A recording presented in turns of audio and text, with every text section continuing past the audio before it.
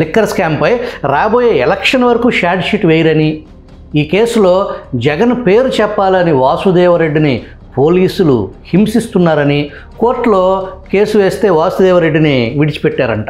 విజయసాయిరెడ్డి కూటమి ప్రభుత్వానికి అనుకూలంగా మారటంతో సాయిరెడ్డిని వదిలేశారంట.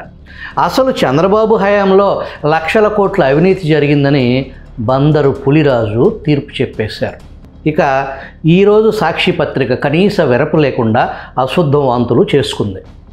ఊర్లలో ఒక సామెత ఉంది, ఇడిచేసింది వీధికి పెద్దని. లాడ్జికి ఎందుకు వెళ్ళేవే అంటే లంగా బొందు టైట్ చేసుకోవటానికి అందంట. అదే సాక్షి పత్రిక అని శీలం శేషురెడ్డి అనే తెలుగుదేశం కార్యకర్త సోషల్ మీడియాలో పెట్టిన పోస్టు వైరల్ అయింది.